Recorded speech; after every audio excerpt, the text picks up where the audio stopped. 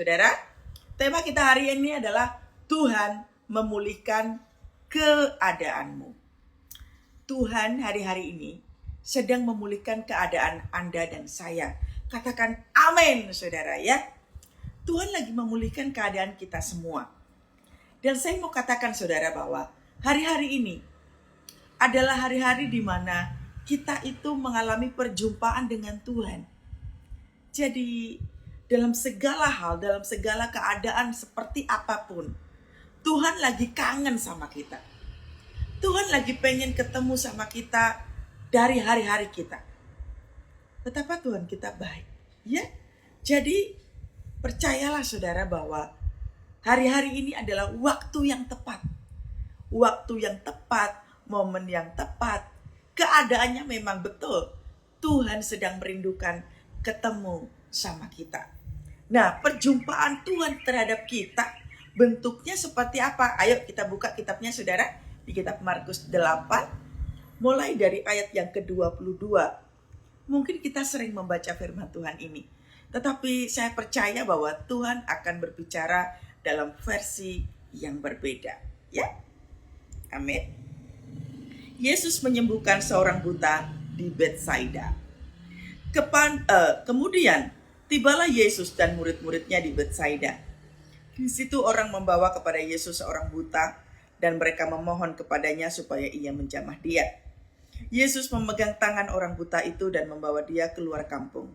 Lalu ia meludahi mata orang itu dan meletakkan tangannya atasnya dan bertanya, "Sudahkah kau lihat sesuatu?" Orang itu memandang ke depan lalu berkata, "Aku melihat orang, sebab melihat mereka berjalan-jalan, tetapi tampaknya seperti pohon-pohon." Yesus meletakkan lagi tangannya pada mata orang itu, maka orang itu sungguh-sungguh melihat dan telah sembuh sehingga dapat melihat segala sesuatu dengan jelas. Sesudah itu Yesus menyuruh dia pulang ke rumahnya dan berkata, "Jangan masuk ke kampung lagi." Amin. Wow. Lihat saudara ya. Kemudian tibalah Yesus dan murid-muridnya di Betsaida. Di situ orang membawa kepada Yesus seorang buta dan mereka memohon kepadanya supaya ia menjamah dia. Perhatikan, saya itu paling suka melihat perilaku orang ketika datang kepada Yesus. Coba lihat ya. Apa kondisinya orang ini? Dia buta. Saudara, garis bawahi kata buta.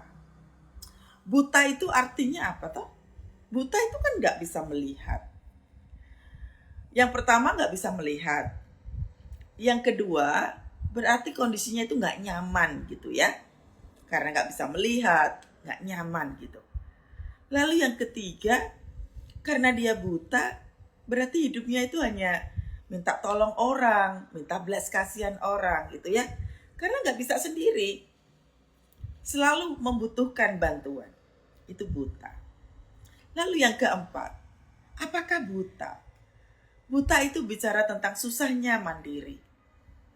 Selalu harus ada bantuan dari orang.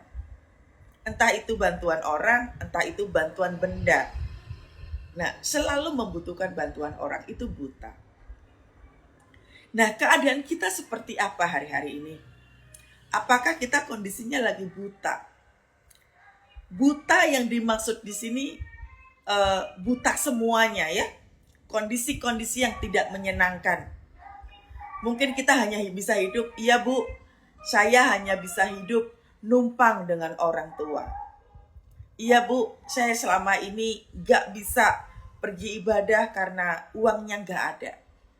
Iya Bu, hari-hari ini memang semua perjalanan hidup saya karena belas kasihan orang.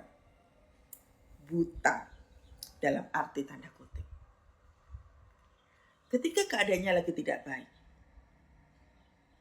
ketika situasinya lagi tidak menyenangkan, tiba-tiba kondisinya semuanya lagi susah, buta yang kita alami.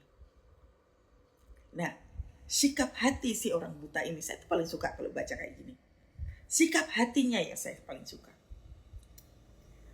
Mereka di situ dikatakan bahwa mereka, yang orang yang buta itu, bersama dengan orang-orang yang ingin disembuhkan. Memohon, garis bawahi kata memohon. Itu bentuk sikap hati yang pertama adalah rendah hati. Yang kedua, sikap memohon itu adalah orang yang menaruh rasa hormat, ada respect, ada takut terhadap orang yang dijumpainya. Memohon supaya apa? Supaya ia menjamah. Ini nggak peduli ya, statement yang seperti ini, apakah ya karena mau ketemu Tuhan Yesus ya sikapnya mesti baik. Ya iyalah, ketemu sama Tuhan Yesus ya butuh mujizat gitu ya. Tapi nggak peduli dengan sikap seperti ini. Artinya apa tuh maksudnya? Mau keadaannya kayak apapun, miliki sikap memohon itu tadi. Punya sikap rendah hati, punya sikap yang takut terhadap Tuhan. Saudara, pagi hari ini coba dicek dulu. Apakah sikap kita itu masih seperti ini? Sikap yang memohon kepada Tuhan. Mungkin kita bisa baik terhadap orang, belum tentu baik terhadap Tuhan loh. Kita pelayanan dahsyat banget. Kita pelayanan jago banget gitu. Tapi belum tentu loh kita itu memiliki sikap yang baik terhadap Tuhan. Nah, coba kita cek saudara. Hari ini, apakah kita masih memiliki sikap hati yang tetap menaruh rasa hormat sampai detik ini? Sekalipun kondisinya nih kayak gini, buta. Masih gak ngerti, masa depanku ngeblur, kondisi keuanganku pun gak jelas, hidupnya masih belum bisa mandiri, belum bisa melihat apa-apa gitu. Apakah sikap hati kita masih tetap sama, saudara? Memiliki sikap rendah hati di hadapan Tuhan. Apakah masih memiliki sikap yang baik terhadap Tuhan? Nah, coba 1-2 menit ini, tunjuklah pada dirimu sendiri. Sebenarnya aku masih rasa hormat gak ya sama Tuhan? Terakhir kapan ya aku tuh kecewa sama Tuhan? Terakhir kapan ya aku itu marah sama Tuhan? Nah, coba dilihat saudara. Kondisi kita seperti apa? Tuhan lagi mengingatkan loh pagi hari ini bahwa kondisi kita yang kayak apapun itu terkadang ya diizinkan Tuhan terjadi dalam hidup kita. Tuhan pengen lihat juga sikap kita seperti apa terhadap Tuhan. Karena kedewasaan rohani ditentukan juga oleh sikap-sikap kita seperti apa. Ya. Kata memohon. Garis bawahi itu penting. Karena cara kita merespon, kalau respon kita baik, Tuhan pasti baik. Sekalipun kita berbuat jahat terhadap Tuhan, tapi dia tetap baik. Tetapi Tuhan matanya tertuju kepada orang yang memiliki sikap baik, sikap benar, yaitu memohon. Ya, kata kunci kesembuhan ada pada memohon ini, yaitu bicara tentang apa? Sikap hati. Ayat yang ke-23, Yesus memegang tangan orang buta itu. Yesus memegang tangan orang buta itu. Pertanyaannya, orang buta itu minta apa? Mujizat kan? Minta mujizat pada apa? Area mata. Tetapi yang dipegang Tuhan siapa saudara? Yang dipegang Tuhan apanya saudara? Tangan. Yang dipegang tangan. Padahal yang diperlukan adalah mata. Tapi Tuhan pegangnya yang lain. Tangan. Coba. Tadi yang pertama, garis bawahi kata memohon. Bicara tentang sikap hati. Di awal-awal waktu kita datang kepada Tuhan, sikap hati kita tenang, sopan gitu ya. Menaruh rasa hormat, takut akan Tuhan. Memberitahukan dengan jelas bahwa saya lagi buta Tuhan, ini orang lagi buta Tuhan, kami datang kepadamu. Sikapnya udah baik ya, udah sopan, udah baik gitu. Tapi begitu datang, yang Tuhan lakukan adalah memegang tangannya. Yang dipegang tangannya, bukan matanya. Apa yang bisa kita dapat dari ayat ini? Seringkali area lain yang Tuhan pulihkan terlebih dahulu sebelum menyembuhkan yang ini. Kita tuh kan suka gak sabar.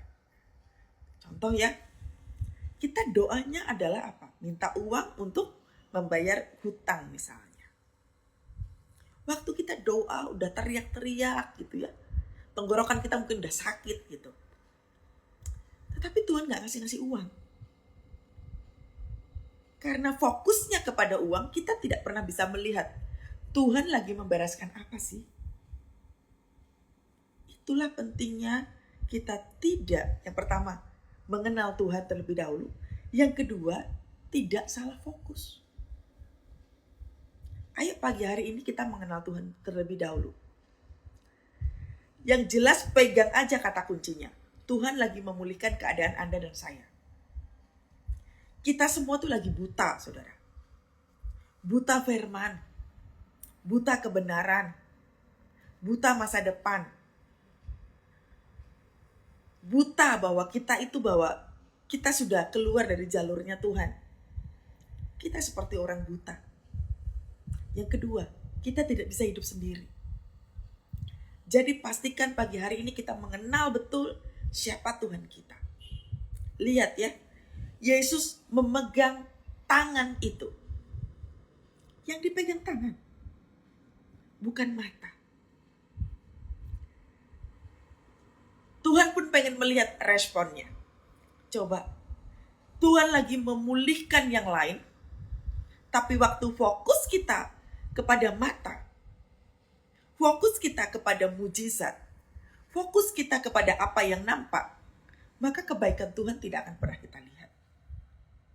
Itulah mengapa banyak orang kecewa terhadap Tuhan. Yang pertama karena tidak mengenal Tuhannya. Yang kedua, pasti fokusnya salah. Yang ketiga, datang kepada Tuhan dengan tujuan pemulihan. Kita sebenarnya tahu kok keadaan kita tuh kayak apa. Kondisi iman kita. Apakah kita menaruh rasa hormat terhadap Tuhan atau tidak, itu sebenarnya kita tahu. Tetapi coba kita lihat. Seberapa sering saya sudah berdoa, Bu, mujizat tidak terjadi. Nah, kalau kualitas kekristenanmu masih seperti ini, berarti ada yang perlu dipelajari ke depannya. Kalau tujuan hidup kita hanya mujizat, pemulihan, kesembuhan, tetapi kita belum mengenal siapa Tuhan kita, berarti kita perlu waktu lagi, lebih dalam lagi, belajar mengenal siapa Tuhan kita. Ya, lihat, Yesus memegang tangan. Memegang tangan.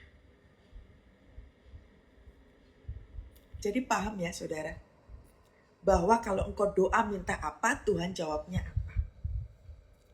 Ada namanya mujizat saat itu terjadi, ada yang mujizatnya nanti dulu.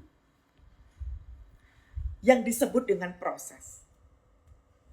Mujizat natural itu ya, kalau misalkan kita butuh doa sesuatu gitu ya, Tuhan aku berdoa supaya pintu ini segera terbuka. Tadi saudara ya, kenapa saat teduhnya terlambat banget? Kekunci saudara. Jadi kamar saya ini memang handle pintunya agak rusak begitu. Waktu buka gak bisa saudara. Nah, waktu saya berdoa, Tuhan sebentar lagi jam 7. Saya harus saat teduh. Tuhan tolong saya. Begitu dibukakan susah tuh. Tapi begitu tenang, saya buka cekrek, langsung terbuka. Itu namanya mujizat natural. Terjadi saat itu. Biasanya kalau mujizat natural yang terjadi saat itu, kitanya sendiri hanya berkata begini, Tuhan terima kasih. Habis itu bye Tuhan. Nah itu mujizat natural. Seringkali yang kita cari yang kayak begini. Pengennya begitu doa langsung terjadi. Pengennya kalau kita bergumul, berpuasa, langsung terjadi. Karena kita hanya butuh mujizat natural. Maunya saat itu. Nah, itu yang salah. Itu yang menyebabkan kita gampang kecewa terhadap Tuhan. Karena yang dibutuhkan mujizat natural. Nah, yang Tuhan lakukan pagi hari ini terhadap Anda dan saya adalah memulihkan keadaan yang tidak hanya sekedar mujizat, tetapi semua keadaan kita lagi dipulihkan sama Tuhan. Contohnya seperti ini. Datang kepada Tuhan mintanya pulih mata. Tapi yang Tuhan pegang pertama kali, sentuh pertama kali adalah tangan. Mengapa Tuhan memegang tangan? Lihat. Yesus memegang tangan orang buta itu. Dan lalu ia meludahi mata orang itu dan meletakkan tangannya atasnya dan bertanya, "Sudahkah kau lihat sesuatu?" Coba. Memegang tangan, saya ulang lagi. Supaya kita tahu bahwa Tuhan sudah pegang kita. Tuhan sudah ada di dekat kita. Rasakanlah itu.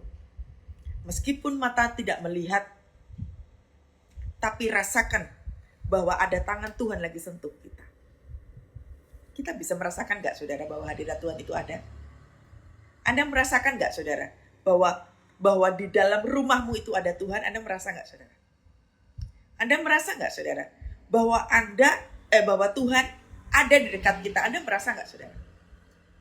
Ketika kita gak merasa bahwa ada Tuhan, biasanya waktu ada tekanan besar, biasanya kita suka berteriaknya begini, "Tuhan, Engkau di mana? Nah, Tuhan, kok Engkau nggak melakukan sesuatu? Tuhan, Engkau di mana?" Padahal Tuhan sedang apa? Sudah pegang tangan kita. Karena fokusnya pada melihat, kita tidak bisa merasakan sentuhan tangan Tuhan. Ya Pak ya?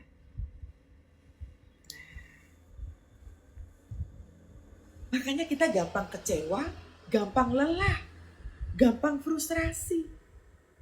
Karena ya itu tadi, fokusnya kepada kesembuhan yang utama. Menurut kita. Yang utama itu kan mata Tuhan. Sama halnya kayak beberapa waktu yang lalu. Kalau di awal bulan saya tuh sampai hafal betul DM orang ini. Kalau awal bulan selalu bilangnya begini DM-nya. "Aduh Bu, sudah awal bulan, udah mendekati awal bulan. Harusnya bayar utang. Saya gak pegang uang sama sekali Bu. Aduh, sebenarnya Tuhan ada gak sih? Kok saya jadi ragu ya?" Nah, biasanya kalau udah kepepet, tekanannya besar, kita gak bisa rasa sentuhan hati Tuhan. Itulah pentingnya pagi hari ini. Rasakan hadirat Tuhan terlebih dahulu. Rasakan saudara. Jangan buru-buru minta sembuh. Jangan buru-buru minta pulih. Tenangkan diri sampai engkau bisa merasakan bahwa ada tangan Tuhan ternyata. Kalaupun mataku gak sembuh, kalaupun aku gak mengalami kesembuhan apapun, kalaupun aku belum mau mengalami breakthrough dalam hal keuangan, dalam hal keluarga, yang terpenting adalah aku merasakan ada tangan Tuhan kok yang pegang aku. That's enough. Itu cukup. Hal yang paling saya takutkan dalam hidup adalah, ini saya ya, hal yang paling saya takutkan, kalau dulu saya takut gak punya uang saudara. Saya takut miskin. Makanya di sebelum-sebelumnya saya cari uang tuh gampang banget. Wah, duit itu kayak gampang banget saudara cari uang. Tapi hari-hari ini yang saya bisa katakan adalah kehilangan hadirat Tuhan Itu yang saya takutkan. Kehilangan untuk merasakan Tuhan, itu yang saya takutkan. Makanya beberapa waktu yang lalu, ketika saya dalam keadaan terpojok, kepepet, saya nggak tahu harus berbuat seperti apa. Yang saya rasakan apa? Tuhan, Engkau baik. Sewaktu saya merasakan Tuhan Engkau baik, memang betul. Yang saya rasakan adalah Tuhan baik. Loh Bu, kok bisa bilang Tuhan baik? Kan Ibu dalam kondisi kepepet. Kenapa bisa bilang Tuhan baik? Memang iya. Karena walaupun kepepet, saya tahu Tuhan pegang tangan saya. Ya. Karena buta, kan orang kepepet itu kan artinya buta toh. Buta, nggak tahu harus kemana. Buta nggak tahu harus ke kanan atau ke kiri, nggak tahu harus menghadapinya kayak apa, itu kan buta kan. Tetapi kenapa kok sampai bisa bilang Tuhan baik? Karena yang saya rasakan adalah Tuhan pegang tangan saya. Kalaupun pada akhirnya saya nggak tahu harus kayak apapun, yang terpenting adalah Tuhan pegang tangan saya. Miliki level kekristenan sampai di titik ini. Miliki level kekristenan sampai seperti ini, saudara. Mulai kurang-kurangin ya teriak-teriaknya di hadapan Tuhan. Mulai dikurang-kurangin. Mulai berperilaku yang berubah terhadap Tuhan. Lihat, Yesus memegang tangan.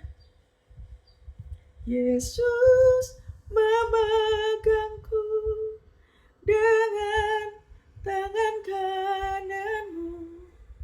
Yesus memberiku kemenangan. Di referennya lagu ini, Yesus memegang tangan. Dan lalu dia katakan, Yesus memberi kemenangan. Padahal di bait daripada lirik lagu ini apa? Ku tidak takut, sebab Kau besertaku. Ku tidak bimbang, sebab Engkau Allahku. Waktu si pembuat lagu ini menciptakan lagu ini, saya percaya sekali mujizat belum terjadi. Yang saya maksud mujizat apa? Mujizatnya memang banyak yang sudah terjadi. Yang saya maksudkan adalah pokok doa yang dia sedang nanti-nantikan itu belum terjadi. Tetapi dia punya keyakinan bahwa Yesus memegangku. Ini kayak gini. Aku tidak takut. Aku tidak gentar. Aku tidak gelisah. Karena Tuhan memegang tanganku. Amin. Tuhan memegang tangan. Itu aja kemenangan loh. Itu kemenangan, saudara. Kita gak dipegang sama iblis. Kita gak dipegang sama setan. Kalau Kak Alexa bilang takut miskin, siapa yang kita sembah? Yang kita sembah tadi, kayak Katie tadi tuh. Saya takut miskin, saya takut gak punya duit.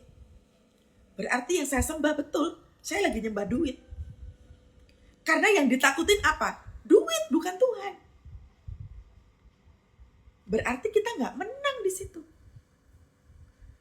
Makanya jangan iri terhadap orang yang itu orang kaya, tapi kok hidupnya diberkati.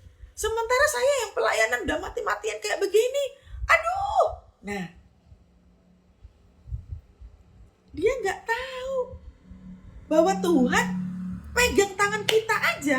Itu kemenangan loh. Ya Nek. Jadi kemenangan kita itu bukan tentang materi. Tuhan pegang tangan kita aja nih. Karena kita lagi buta, Tuhan pegang. Wow. Hal yang pertama Tuhan lakukan waktu kita datang kepada Tuhan dengan sikap memohon itu adalah pegang tangan. Setelah pegang tangan, apa yang Yesus lakukan? Lihat. Membawa dia keluar kampung. Gambaran orang kampung itu apa, saudara? Brutal. Ya, primitif. Gambaran orang kampung apa, saudara? Brutal, primitif. Apalagi, saudara, orang kampung tidak berpendidikan. Ini saya tidak menyindir orang yang tinggal di kampung ya, saudara. Jangan sensitif ya. Ini hanya gambaran. Gambaran orang kampung primitif, ya. Kurangnya berpengetahuan. Lalu brutal. Ya. Artinya apa? Tuhan membawa keluar kampung. Artinya waktu Tuhan pegang tangan kita, Tuhan lagi keluarin kita dari zona yang membahayakan hidupnya. Nih, membawa dia keluar kampung. Kata kampung itu bicara tentang apa tadi yang saya sebutin tadi tuh? Kurang pengetahuan, kurang pengalaman, sikap yang brutal, kehidupan brutal, tidak mengenal adab. Nah, kampung itu bicara tentang itu.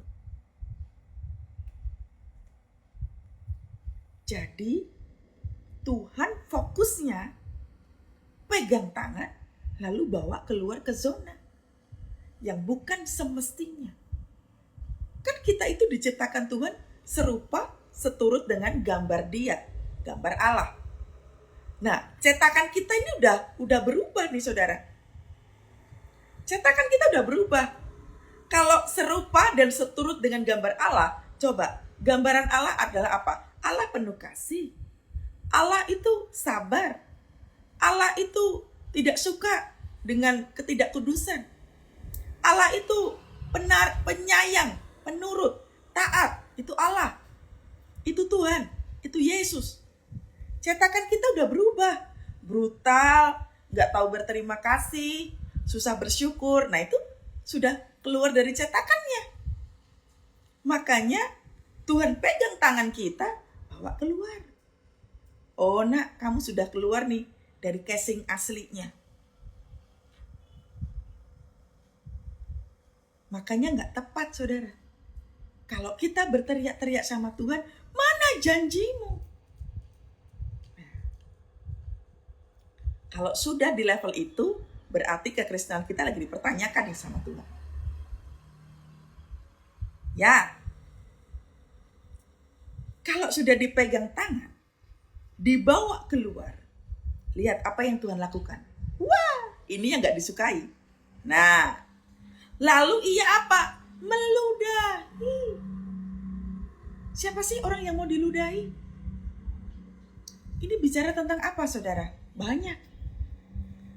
Proses yang Tuhan bawa, yang Tuhan berikan pada kita, tidak menyenangkan.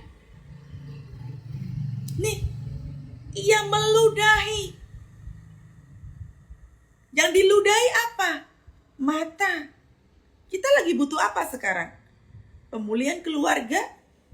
Pemulihan kesehatan? Pemulihan keuangan? Ntar dulu. Tuhan lagi meludahi. Prosesnya nggak enak di sini. Prosesnya nggak enak.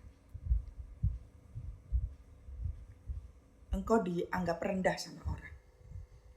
Engkau ditertawakan sama orang. Engkau diinjak-injak harga dirimu. Engkau dipermalukan mungkin. Gak cuma itu. Yang tadinya engkau biasa naik Mercy, naik BMW, tiba-tiba engkau harus naik angkot.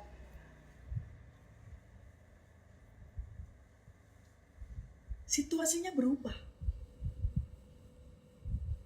Yang biasa tidurnya pakai AC, mesti pakai kipas. Kondisimu berubah drastis. Nah, coba lihat di ayat yang sebelumnya. Apakah masih menggunakan kata memohon? Apakah sikapnya masih tetap sama? Konsisten. Memohon. Sekalipun tadi tuh naik angkot, gak punya duit, susah, direndahkan orang, disepelekan orang, dipepet abis, namamu diinjak-injak sama orang. Sikapnya apakah masih sama seperti yang pertama tadi, memohon?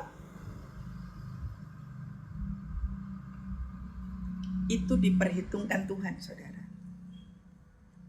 Diperhitungkan Tuhan. Jadi proses yang sedang kita alami, lihat, lalu ia meludahi. Kalau hari-hari ini kita sedang lihat prosesnya lagi tidak enak, engkau diperlakukan yang menjijikkan kayak begini, Tuhan izinkan. Tuhan izinkan. Kalau engkau ketemu sama orang yang menyebalkan, Tuhan izinkan. Kalau engkau ketemu dengan pasangan yang merendahkanmu, pasanganmu meninggalkanmu, pasanganmu berbuat dosa, lihat, Tuhan melihat, Tuhan izinkan. Ingat ya, tadi kan Tuhan sudah katakan, kita itu diciptakan serupa seturut dengan gambar Allah. Pasangan itu kan, kalau orang menikah, pasangan itu berarti satu toh. Jadi kalau pasanganmu timpang, pasanganmu gak sesuai dengan Tuhan, kita tahu tentang kebenaran, kok kita yang diludahi? Kok bukan dia? Supaya kita tahu proses itu untuk memenangkan siapa? Pasangan. Orang buta tidak bisa menuntun orang buta, karena kedua-duanya akan jatuh terperosok. Maka kita yang terlebih dahulu dipegang tangannya, dibawa keluar dari zona yang nyaman itu, supaya apa? Bukan diludahi yang seperti ini. Prosesnya kita yang alami terlebih dahulu. Karena untuk memenangkan jiwa, kita perlu proses. Kita perlu sanctification. Jadi kalau hari-hari ini kau ketemu dengan situasi yang tidak menyenangkan, Tuhan lagi izinkan.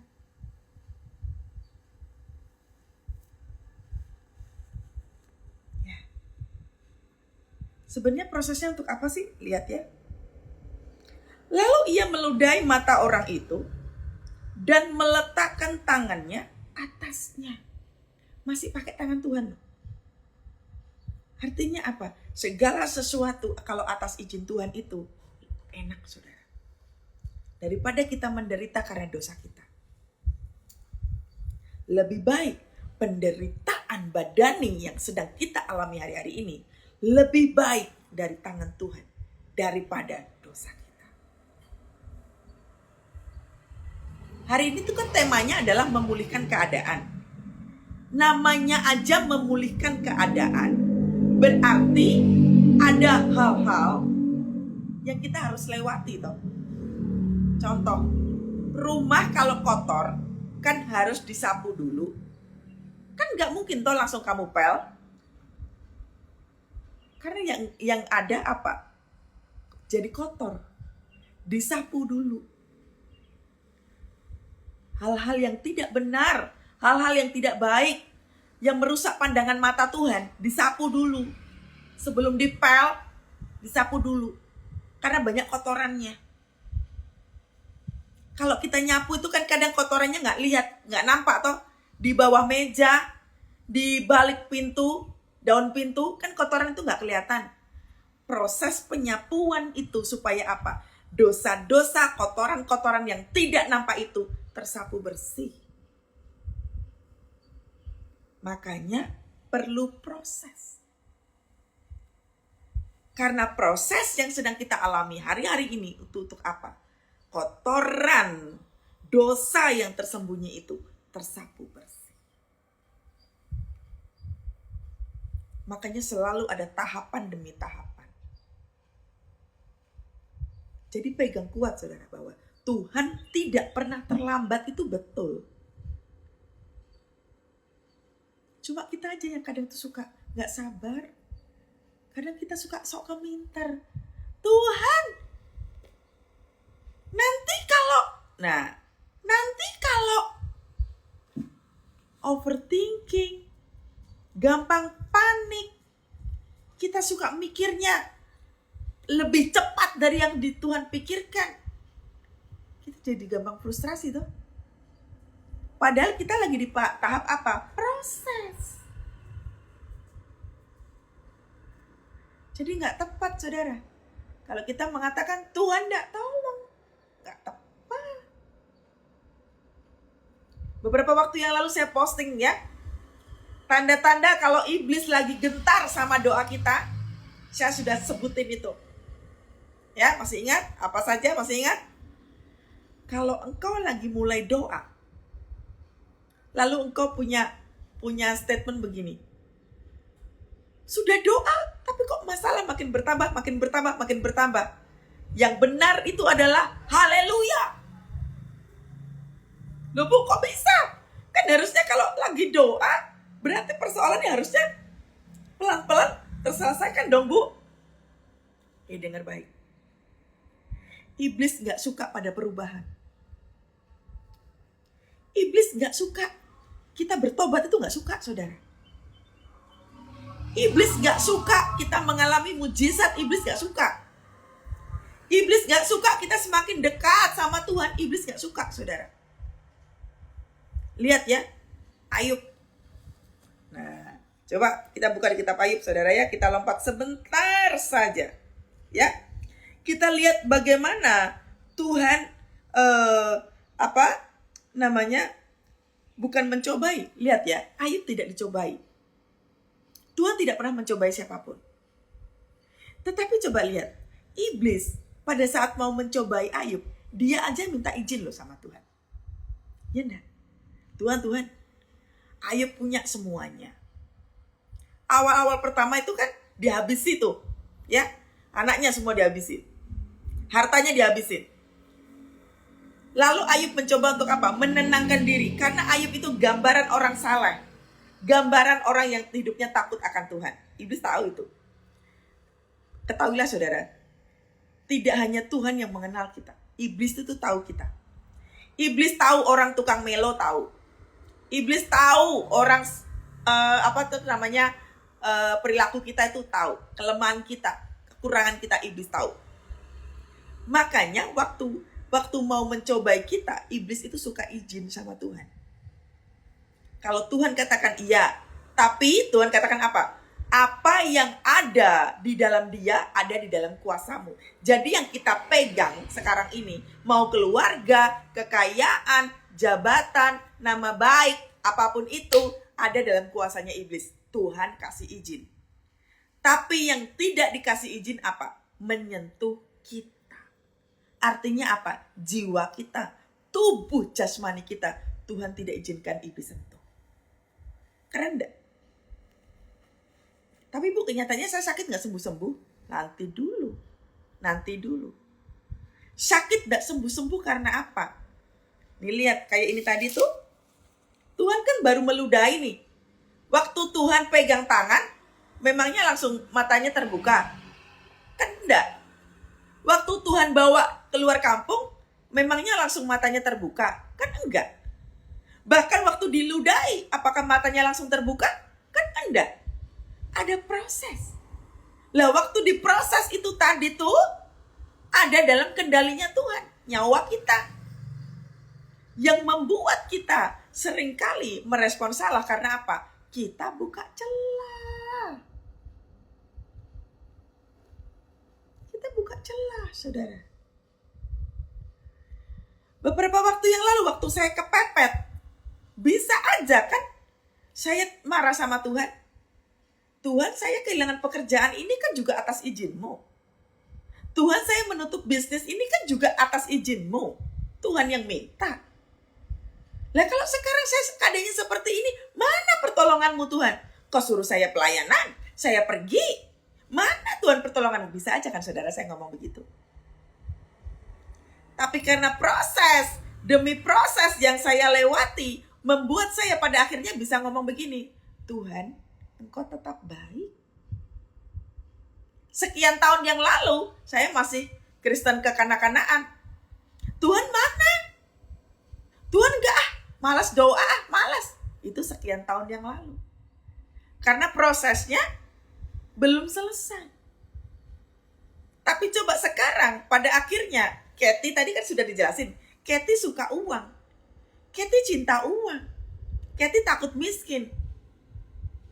Supaya aku tidak menyembah uang, maka aku dibawa keluar. Itu kan sudah hidup tidak dalam pertobatan. Karena uang membutakan segalanya buat saya. Nah, dibawa keluar, diproses sama Tuhan. At the end saya bisa mengatakan, ada uang gak ada uang, yang terpenting Tuhan ada bagi saya. Pada akhirnya saya bisa ngomong seperti ini. Itu loh, hasil proses itu jadinya kayak begini. Yang kedua, hasil proses seperti apa? Biasanya saya sakit kepala. Biasanya susah tidur. Biasanya stres berkepanjangan. Wah, moodnya senggol dikit aja gak mau, saudara. Tapi sekarang bisa lebih tenang. Waktu tekanan datang, tenang, tersenyum, dan mengatakan, sebab kau besar, perbuatanmu ajaib, tiada seperti engkau, tiada seperti engkau. Nah, hasil proses tuh kayak gini. Jadi sudah bukan teriak-teriak lagi kayak Kathy yang dulu. Karena proses yang dilewati, lihat, ia meludahi. Berarti sudah melewati proses direndahkan, sudah melewati proses diinjak orang, melewati proses gak pegang uang sama sekali, melewati proses engkau dihakimi oleh orang lain, atau apapun itu. Ya, proses itu yang membuat supaya kayak tadi tuh, yang biasanya Kathy teriak-teriak, tiba-tiba sekarang cuma bisa mengatakan Tuhan kau baik. Yang biasanya Kathy marah-marah, akhirnya bisa bilang sebab kau besar. Jadi pujian. Biasanya menghujat Tuhan, marah dengan Tuhan, tiba-tiba sekarang menjadi apa? Nyembah Tuhan, memuji Tuhan. Itu loh tujuan proses. Tadi kan sudah dibilang, saya takut miskin, saya takut gak punya uang. Begitu proses diuji, ada pengujian, Kathy gak pegang rupiah, saya bisa mengatakan, sebab kau besar, perbuatanmu ajaib. Ini yang Tuhan mau. Makanya waktu diludahi, waktu situasi-situasi yang tidak nyaman itu, nurut saja. Latih diri untuk tidak berteriak kepada Tuhan. Latih diri untuk tenang. Latih diri tidak menyalahkan siapapun. Ada momen di mana pada saat saya mengalami tekanan, respon pertama yang saya lakukan adalah Tuhan ampuni saya. Tuhan ampuni saya. Itu kondisinya udah kepepet, ke pojok, gak tahu harus berbuat seperti apa. Saya tidak berdoa tentang kebutuhan. Responnya adalah Tuhan ampuni saya. Saya berdosa kepadamu, Tuhan ampuni saya. Nah kan responnya udah berubah kan?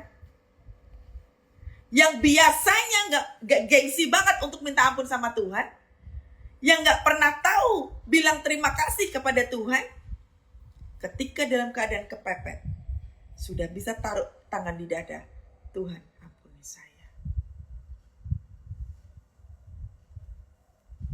Makanya proses nih, lihat, diludahi supaya apa? Ngalami yang ini. Amin. Lalu ia meludahi mata orang itu dan meletakkan tangannya atasnya. Lalu Tuhan tanya, kamu udah bisa lihat belum? Ya? Sudahkah kau lihat sesuatu? Orang itu memandang, lihat ayat yang ke-24. Orang itu memandang ke depan. Lihat. Responnya udah benar. Memandang ke depan. Sekalipun tadi prosesnya udah dipegang tangan, dibawa keluar dari zonanya. Lalu yang ketiga, merasakan proses demi proses yang gak enak itu. Lihat, supaya apa? Orang itu memandang ke depan. Proses yang kita alami itu supaya kita melihat, hey Kathy, ada masa depan di sana. Nggak usah takut. Hey Kathy, ada pengharapan yang besar di depan sana. Nggak usah khawatir. Nih lihat, orang itu memandang ke depan.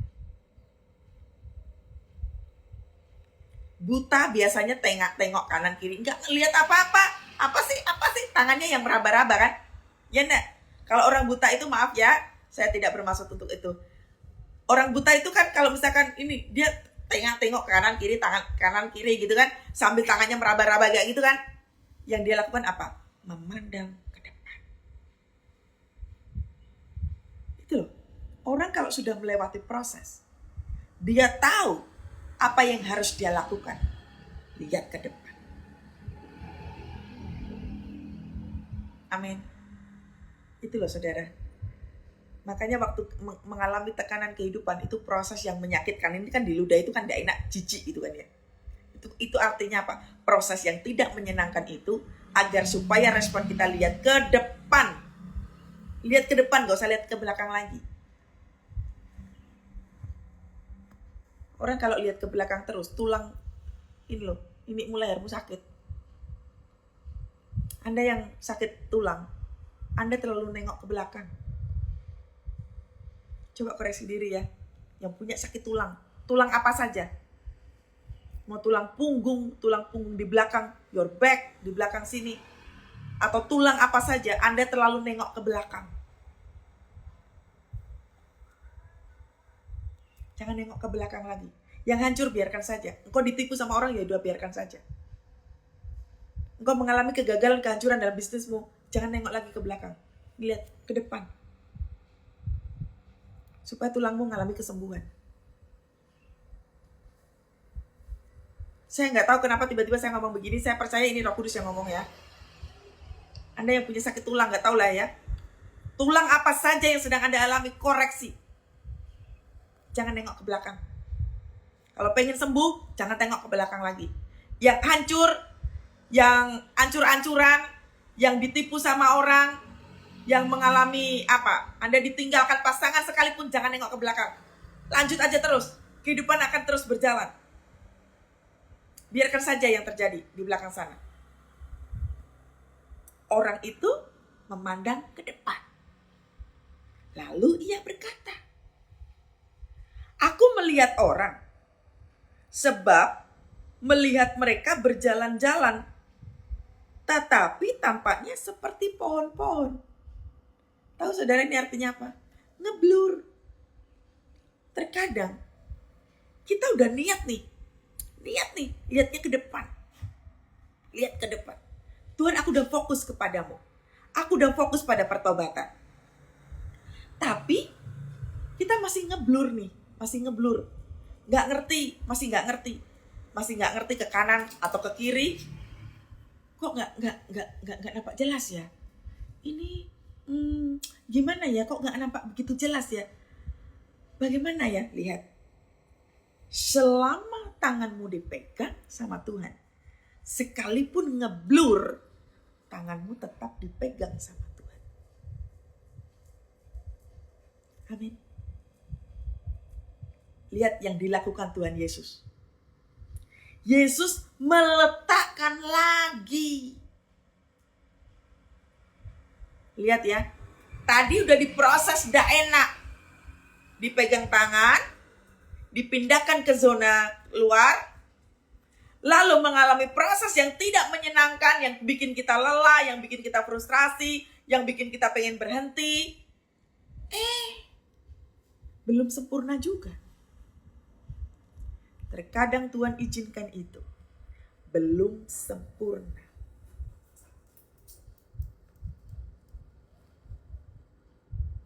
Supaya apa? Kayak tadi tuh. Yang biasanya Kathy teriak-teriak sama Tuhan. Sekalipun hari ini sebelum sebelumnya itu kan teriak-teriak tuh, gak punya duit teriak, ya kena PHK teriak, apalagi gak punya duit teriak. Karena proses yang dialami, lalu kemudian bisa berkata, sebab kau besar. Waktu ngomong, waktu nyanyi sebab kau besar, apakah saya sudah melihat masa depan saya? Belum. Belum jelas juga. Belum jelas juga. Iya. Lalu apa yang dilakukan sama Tuhan? Lihat ya. Yesus meletakkan lagi tangannya pada mata orang itu. Gak usah khawatir, saudara. Sekalipun hari ini pandanganmu masih ngeblur, gak ngerti ini sebenarnya Tuhan mau bawa kemana, gak penting. Yang penting tanganmu dipegang sama Tuhan. Tangan kita lagi dipegang sama Tuhan. Itu penting. Ya, agar supaya kita tidak seperti murid-murid Tuhan Yesus yang waktu ada mereka di perahu mereka, Yesusnya lagi bobok cantik, sementara kita teriak-teriak karena badai kehidupan. Selama di perahu kehidupanmu ada Yesus, cukup. Lihat, Yesus meletakkan lagi, garis bawahi kalimat ini. Meletakkan lagi, artinya apa? Mujizat itu masih ada. Pengharapanmu itu didengarin sama Tuhan. Tuhan ngerti kok gak kuat, Tuhan ngerti prosesnya belum selesai. Ngerti.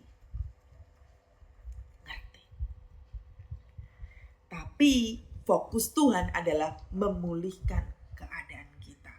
Bukan bagaimana caranya terima mujizat. Jadi saya berdoa, saya berharap yang setiap hari ikut saat teduh saya mulai berubah ya. Jangan kejar mujizat. Anda akan jauh dari standarnya Tuhan. Karena hari-hari ini Tuhan lagi pasang standar terhadap Anda dan saya. Jangan kejar mujizat. Jangan kejar nubuatan. Jangan kejar kesembuhan terus-menerus. Jangan kejar itu. Tapi kejarlah hadirat Tuhan. Lihat. Yesus meletakkan lagi itu artinya apa? Ngerti. Jangan berdoa untuk sesuatu yang sudah pasti disediakan. Tadi malam di acara Komsel, saya tadi malam ya, saya bilang begini terhadap teman-teman Komsel saya. Kalau doa itu, jangan berdoa untuk sesuatu hal yang sudah pasti disediakan. Kalau Tuhan katakan janganlah kamu khawatir tentang apa yang kamu makan, apa yang kamu minum, apa yang kamu pakai, jangan kau doakan lagi. Yang sudah pasti disediakan itu jangan kau doakan lagi.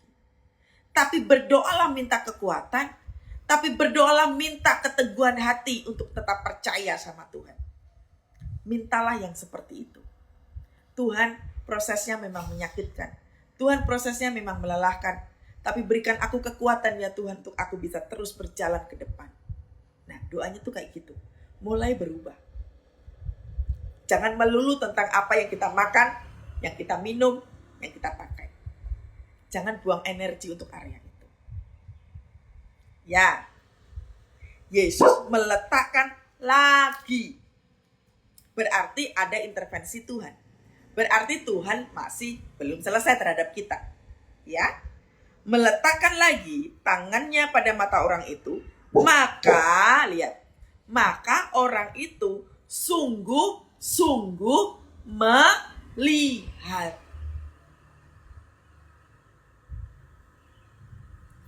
Orang kalau sudah bisa melihat kebaikan Tuhan, berarti dia sudah pulih hidupnya. Orang kalau sudah melihat campur tangan Tuhan, berarti sudah pulih hidupnya. Jadi orang sudah pulih hidupnya itu bukan kalau engkau bisa bayar utang, engkau bisa sembuh dari sakit penyakitmu, itu semua bonus. Kamu bisa bayar utang itu bonus. Kamu bisa mendapatkan pasangan hidupmu itu bonus. Kamu bisa menyekolahkan anak dengan kaki menyeret sekalipun itu bonus. Tapi Tuhan mau kita memiliki melihat, sungguh-sungguh melihat. Melihat apa saudara? Kebaikan Tuhan. Melihat yang sudah dilakukan Tuhan tadi tuh, yaitu memegang tangan, lalu membawa kita keluar ke zona yang tidak semestinya. Lalu yang ketiga, proses itu. Supaya kita bisa lihat, oh ini Tuhan yang melakukannya. Ya. Jadi kalau sampai kita susah bersyukur, berarti kita jauh dari standar yang seharusnya. Ayo lari, kejar lebih lagi. Kalau kita susah sekali untuk bilang berterima kasih sama Tuhan di dalam tekanan, berarti kita harus lebih lagi. Kejar Tuhan, lebih lagi. Bu, udah doa bu? Belum. Cara doamu berarti masih kurang. Doa yang kayak apa bu? Nih lihat, sampai engkau sungguh-sungguh melihat. Karena kalau kita punya statement yang udah doa, udah puasa, udah melakukan ini, sesuai yang dilakukan, sesuai yang dibilang sama Bu Kety, tapi hasilnya nggak ada, berarti engkau masih yang di ayat yang ke-24. Engkau melihat orang sebenarnya, tapi ternyata yang kau lihat adalah pohon-pohonan. Artinya apa? Masih ngeblur. Engkau masih belum ngerti. Yang tadinya Kety cinta uang, pada akhirnya bisa bilang apa? Sebab kau besar. Mau ada uang gak ada uang? Sebab kau besar. Bahkan waktu saya direndahkan sama orang, waktu saya iniin sama orang, saya tetap bisa mengatakan, sebab kau besar, perbuatanmu ajaib. Ini loh artinya, sungguh-sungguh melihat. Sungguh-sungguh melihat penyertaan Tuhan. Amin. Sungguh-sungguh melihat penyertaan Tuhan. Jadi udah gak ada lagi kalimat-kalimat yang menyatakan bahwa Tuhan, saya sudah melakukan ini loh. Tuhan, nah kita tuh kan suka kayak gitu. Sudah gak ada lagi ya kayak gitu. Jadi kalau sekarang ngeblur rasa-rasanya, gak ngerti seperti apa, berarti posisi kita di ayat yang ke-24. Pandang aja ke depan. Ini udah bener nih. Pandang aja ke depan. Even itu ngeblur. Kan waktu dia memandang ke depan, yang dilihat masih pohon-pohonan kan, bukan orang. Tetap aja pandang ke depan. Tuhan, aku percaya kepadamu. Tuhan, aku yakin kepadamu. Engkau Tuhan Allah yang tidak meninggalkanku. Itu memuji. Makanya saudara, gak usah terlalu doa tuh panjang kali lebar kali tinggi. Gak usah doa yang panjang-panjang kayak begitu. Mujilah Tuhan. Tuhan, aku percaya. Tuhanku baik. Tuhanku dahsyat. Tuhan, kau tidak ada tandingannya. Perbuatanmu besar. Ini namanya memuji Tuhan. Memuji Tuhan tidak sama dengan menyanyi. Ya, harus paham dulu ya. Semua yang ada di sini harus paham dulu. Memuji Tuhan tidak sama dengan menyanyi. Karena orang menyanyi belum tentu nyembah Tuhan, belum tentu memuji Tuhan. Belum tentu. Karena kebanyakan daripada kita itu suka hafal lirik, tapi nggak nyembah Tuhan. Tapi orang yang menyembah Tuhan, sudah pasti dia bernyanyi. Sudah pasti dia bermazmur. Ya, miliki sikap hati yang benar. Tetap nyembah Tuhan. Ada atau nggak ada, ditolong atau nggak ditolong. Sampai beberapa waktu yang lalu, saya berani mengatakan di hadapan Tuhan, Tuhan, kalaupun hari ini kau tidak tolong aku percaya kok. Gak mungkin juga. Lalu saya tertawa, saudara. Tadinya saya tertekan gitu ya. Aduh, semua pintu kayak ketutup semua. Lalu tiba-tiba saya ngomong begini, Tuhan, sekalipun engkau tidak tolong aku. Lalu tiba-tiba saya berhenti. Gak mungkin juga ya Tuhan gak tolong. Apa sajalah Tuhan. Mau kaya apapun. Aku tetap melayani engkau. Aku tetap akan nyembah engkau. Aku tetap akan mengasihi engkau. Enggak mau berubah. Tetap Tuhan, aku gak peduli dengan semuanya itu. Gara-gara saya responnya kayak begini, hatinya jadi tenang. Situasinya jadi teduh. Ini loh, kayak ini tadi tuh. Di ayat yang ke-24. Sekalipun ngeblur, tapi kalau pandanganmu ke depan, engkau pasti akan dipulihkan. Makanya pemulihan, proses itu kalau belum selesai, gak masalah saudara. Amin. Jadi sudah tahu ya, bahwa Tuhan sedang memulihkan keadaan kita. Fokusnya jangan pada mujizat. Fokusnya pada pemulihan kita ini. Supaya kita tidak gampang teriak-teriak. Supaya kita tahu bagaimana mengucap syukur. Supaya kita tahu bagaimana harus menghormati Tuhan. Bagaimana supaya kita tahu bahwa kita itu lagi ada di zona yang berbahaya. Makanya dipindahin sama Tuhan. Ya, kalaupun yang biasanya naik Mercy lalu naik angkot, engkau lagi berada di zona yang tidak semestinya. Makanya Tuhan bawa. It's okay.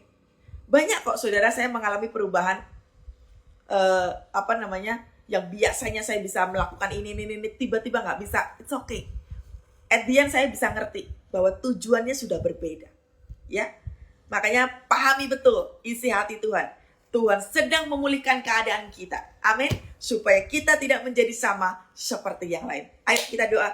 Koraba shikararaba zakata karalaraba. Oh ya la wala wala raba ya shikaraba kararaba. Oh raba shikaralaraba. Tuhan, biarlah Engkau Tuhan Allah yang melepaskan pengurapan baru pagi hari ini. Banyak anak-anak-Mu Tuhan yang sudah mengalami kelelahan hari-hari ini Tuhan. Tetapi mereka berusaha untuk mendekat kepadamu. Tuhan, bila urapan baru turun atas kami semua pagi hari ini. Berikan kami kesegaran lagi ya Tuhan. Berikan kami semangat yang baru. Sampai kami bisa melihat, memandang ke depan terus ya Tuhan. Bahwa Tuhan pegang kendali setiap kehidupan kami. Mari Roh Kudus urapi kami. Tuhan, ada yang banyak yang begitu lelah hari-hari ini.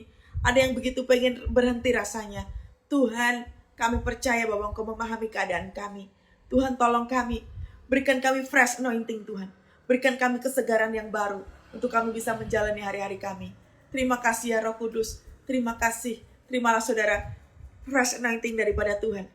Saya tahu ada begitu banyak yang mengalami kelelahan. Terimalah itu. Kuasa kesembuhan daripada Tuhan. Hatimu dipulihkan, pikiranmu lagi dipulihkan. Dalam nama Yesus. Yes Tuhan, yes Tuhan. Dipulihkan seluruh aspek kehidupanmu. Dipulihkan. Bangkit kembali. Kuat kembali. Dalam nama Yesus. Dalam nama Tuhan Yesus. Kesegaran baru Tuhan lepaskan. Yes Tuhan, yes Tuhan. Kami minta ya Tuhan. Oh Rabba Shikarala Rabba. Sebab Kau besar, perbuatanmu ajaib. Tiada seperti Engkau. Tiada seperti Engkau. Sebab Kau besar, perbuatanmu ajaib. Tiada seperti Engkau. Tiada seperti Engkau. Saudara, ada waktu 1-2 menit ini sebelum kita doa tutup. Tuhan mau kita minta ampun di hadapan Tuhan. Minta ampun ayo sama Tuhan. Sekarang saudara, minta ampun sama Tuhan. 1-2 menit ini, minta ampun sama Tuhan. Tuhan, dengarkan anak-anakmu yang lagi minta ampun sama Engkau. Tuhan, buat kami menjadi seperti hatimu. Kami banyak salah Tuhan. Kami banyak salah di hadapan-Mu. Ampuni kami ya Tuhan, ampuni. Sekarang Tuhan mau apa dalam kehidupan kami? Kami nurut. Kami mau ikuti apa yang Tuhan mau. Yes Tuhan. Ku mau mengikuti kehendak-Mu ya Bapa. Ku mau selalu menyenangkan hati-Mu. Ku mau mengikuti kehendak-Mu ya Bapa. Ku mau selalu menyenangkan hati-Mu. Yes Tuhan, terima kasih untuk pagi hari ini. Kami bersyukur untuk segala kebaikan dan kemurahan-Mu. Terima kasih, kami menyerahkan sepanjang hari ini ke dalam kuasa tangan Engkau ya Tuhan. Tolong setiap kami. Saudara, saya melihat secara ini bahwa ada yang sedang kebingungan dalam membuat keputusan. Dengar baik, pagi hari ini datang kepada Tuhan. Engkau yang bingung membuat keputusan, datang kepada Tuhan. Tuhan lagi menanti engkau. Di tengah-tengah engkau susah dalam mengambil keputusan, datang kepada Tuhan after saat teduh ini ya. Datang kepada Tuhan. Dia lagi nunggu. Dia lagi nunggu ya. Terimalah berkat daripada Allah Bapa, Putra dan Roh Kudus menyertai kita semua pagi hari ini dan sampai selama-lamanya. Keluar masuk kita diberkati oleh Tuhan. Keluarga kita diberkati Tuhan. Pekerjaan, bisnis usaha kita, pelayanan kita diberkati Tuhan. Diberkati rumahmu, diberkati pekerjaanmu, diberkati kantormu, tokomu, diberkati Tuhan. Diberkati binatang peliharaanmu, diberkati semua yang kau sedang kerjakan. Tuhan Allah membuat yang menjadi berhasil. Terima kasih hanya di dalam nama Tuhan Yesus. Haleluya, haleluya, amin. Tuhan Yesus dahsyat ya. Tuhan Yesus luar biasa. Sampai ketemu besok pagi saudara. God bless semuanya.